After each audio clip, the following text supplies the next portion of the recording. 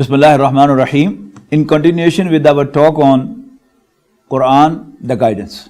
Now we move to the story of Yusuf alayhi salam. Mind you, this is the only story in the Quran which has been described like a story. The story of Nuh alayhi salam, Hud alayhi salam, Salih alayhi salam, Musa alayhi salam. These are all the stories which have been broken and in segments they have been described here, there, in this surah, that surah and the other surah. But the story of Yusuf alayhi salam is described in one surah, that is Surah Yusuf alayhi salam, and it has been described like a story. While reading the story of Yusuf alayhi salam from the Quran, we make a blunder. And that blunder is that we designate the brothers of Yusuf alayhi salam as villains and we designate Yusuf alayhi salam as the hero of the story, as we treat all other stories.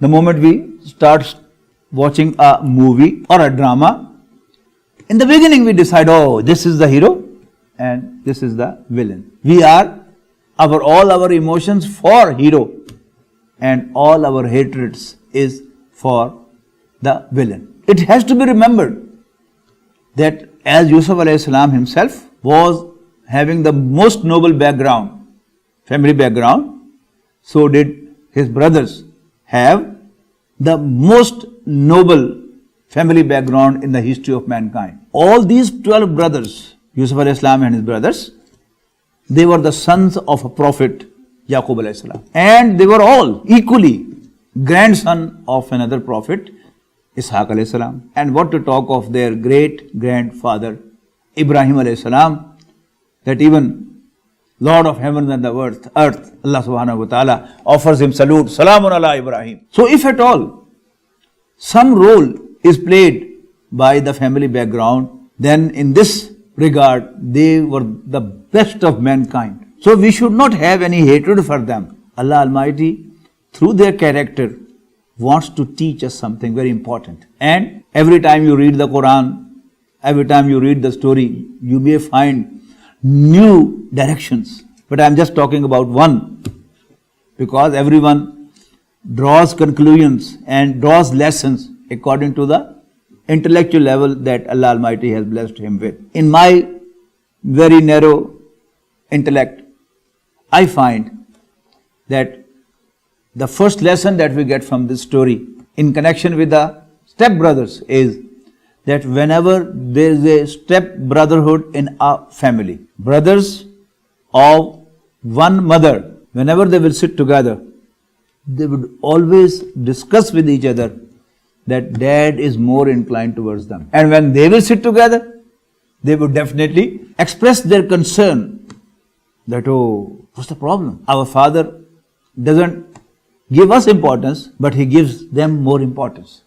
So this was the whole case there, that when the 10 brothers of Yusuf alayhi salam, which were from the other mother, they sat together, they expressed their emotion that Yusuf and his brother are loved by our father more than he loves us. And whenever there will be such a discussion, one of the brothers with a hawk nature will certainly suggest that why not to kill him or why not to kill them. And this is what we find here in Pakistan, India and other countries, because to capture the whole inheritance of the father, the only way is to kill the other brother. And this is what was the subject of discussion between them. One of them suggested, why not to kill him? Why not to kill Yusuf? But the other brother, who was the oldest one, and he was a very nice person too, he said, oh, no.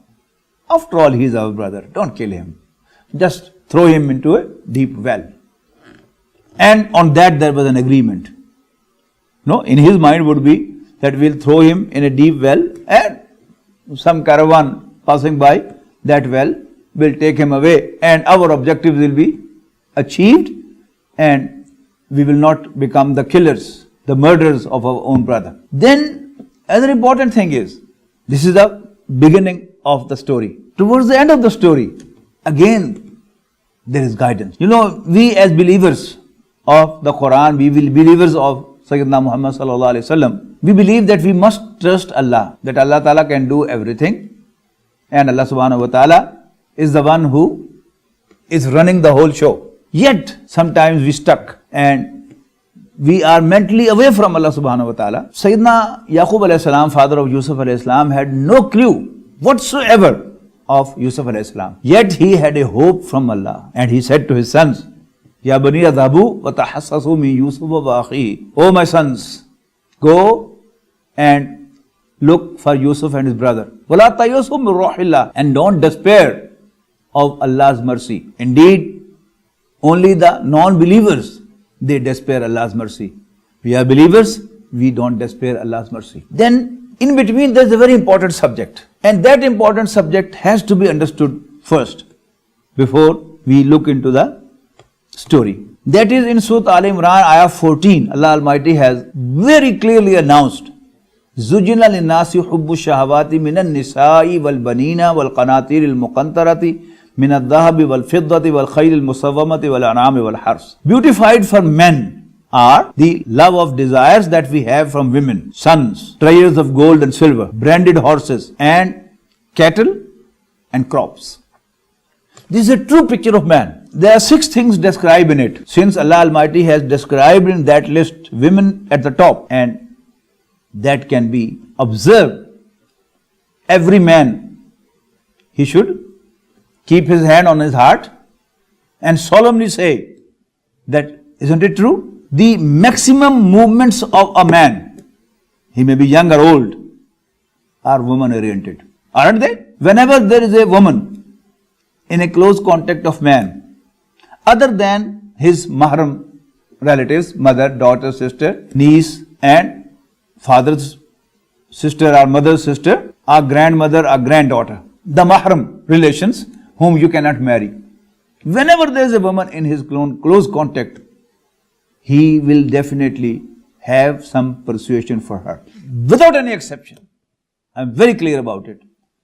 Each man should look into himself, and then he should differ with me. Whereas man in general is not attractive for woman. Man loves woman, likes woman, irrespective of her color, her weight, her features, her age. If she is young looking, whether she is black, brown or white, and whether she is beautiful or she is not, she is young or just looking young but old, man has an attraction in his mind for her. And if not today, he has to extend his hand to shake with her hand. But this is not true for women. A woman who is married, has children, and she has no problem in her house, she hardly looks around. Whereas man, no matter how pious is he does look around. So here the situation was reversed. Yusuf alayhi salam was extraordinarily handsome. You know, in my class I described this. One of my student, who alhamdulillah is very prominent servant of Islam, servant of Quran, he said, no, we have seen in the high school in America, girls talking about boys. I asked him, all the boys are only handsome boys? He said, yes, you are right, only the handsome boys. So this is something to be understood, that woman is the weak point of every man, whereas every man is not the weak point of woman. Yes, handsome boys, handsome men are definitely attractive for women. Here the case was that Yusuf alayhi salam was not only handsome, let me say extraordinary handsome, the most handsome man ever born in mankind. So he became irresistible. He became irresistible even for the woman in whose lap he was raised. You know the story which happened, that she expressed her desire with him, but he refused and just fled from there. Allah Almighty helped him, and when he just met the husband of the woman and his own master, the Aziz, the minister, woman just turned to the other side and said to her husband, what should be the punishment of someone who had a bad intention towards your wife? And this is again the typical picture. You know, when a woman gets involved in your love or wants to have sex with you, she will claim, she will pose that she is in deep love with you. And whenever she will be caught, she will put all the blame on you. This is the guidance which we get from this Surah Al-Mubarakah. Now the other important thing was that she was not the only woman having slaves in her house working. All the women of top brass in the society, they all had slaves working in their homes, and they hardly had any persuasion for them. As against that, whenever there is a woman working in your house and in close contact for a longer time, you have a persuasion for her. But if there are slaves or servants working in your house under you, you hardly have any persuasion for them. Again, this was the case. This was a scandal, sex scandal, and sex scandals are very special. No matter how much you want to cover them, hide them, they are never covered and they are never a secret. So, very soon it was viral in the whole society that the wife of that minister got involved with her slave, Yusuf. Now the women of the town, the women of the top brass, if she was the wife of a minister, say the wives of the other ministers and secretaries and top officers, her friends, they started discussing with each other. Oh, look, wife of minister got involved with her own slave. And it appears that she is totally derailed, lost her way. And when she heard that women of the town are talking like this, she invited them in a reception, arranged food for them. Now all the women in that gathering, in that reception, were curious about Yusuf. And they were assuming that they already knew that woman and they had their own slaves also working in their house. They hardly had any persuasion for them. They were assuming that Yusuf must be a very handsome boy, very handsome man. So they must be asking each other, which one of them, there are other slaves working, serving, preparing, arranging food for them. Which of them is Yusuf? Do you know? Have you seen Yusuf? Do you know Yusuf? And she was watching that, and she was so clever that she kept Yusuf alayhi salam busy in kitchen. And the other servants, the other slaves, they were making the whole arrangement. And she was watching that they are all curious about Yusuf. That who is he? Which one is he? How handsome is he? So on one hand, she asked them to start eating. Bismillah. And right at that moment, when they started cutting the first item, may it be an apple or a cake, whatever, she looking behind them asked, Yusuf, listen to me. So while cutting that cake or apple, inadvertently, involuntarily, all the women, they turned their faces to their back, thereby having a cut on their hand. Expression of the woman watching Yusuf alayhi salam was, Falamma rainahu akbarnahu. When they saw Yusuf, they were all amazed. They were all stunned. Akbarnahu. Waqattana aydiyahunna. Waqulna hasha lillah. And they cried, Oh God, ma hadha bashara. He is not a man. In hadha illa malakun kareem. He is indeed a very gracious angel. Now she was bold. And she asked them, Fazalikunna alladhi lumtunnani fi. Was this the man whom you are blaming me for? Have you seen your own condition? Yes, walaqad rabattuhu an nafsihi. Yes, I did had intention for him.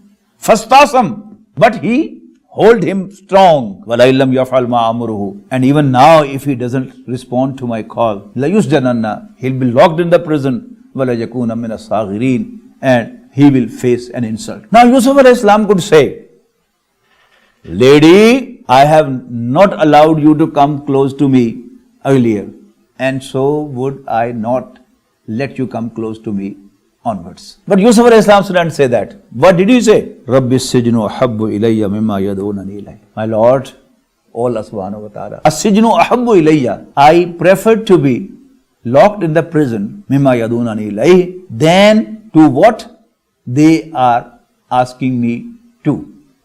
What they are directing me to.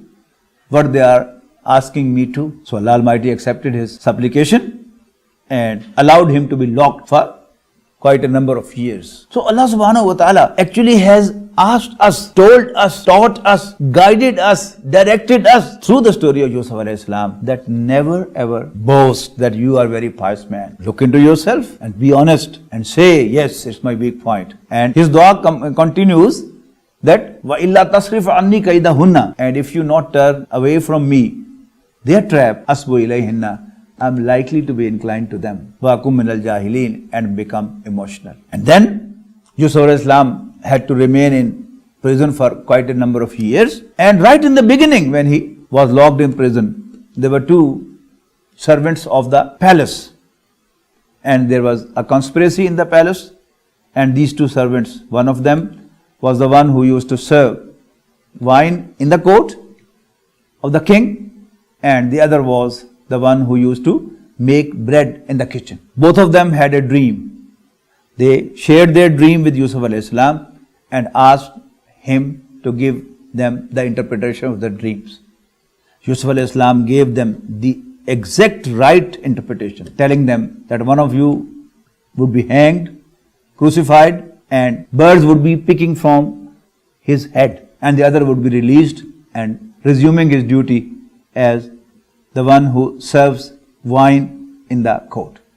After 7 years, the king also saw a dream, and he shared his dream with his courtmen, and they said, oh, these are nonsense dreams, they don't have any interpretation. Now that fellow recalls, oh, sir, allow me to go to prison and I'll bring you the interpretation of your dream. He came to Yusuf alayhi salam. Yusuf alayhi salam immediately gave him the interpretation. He brought it back to the king. King was highly impressed. So, such an intelligent man is in prison? How? Bring him to me. But Yusuf alayhi salam refused to come out. He said, I have been charged of having a very serious offense. That is, I had a persuasion for the wife of my master.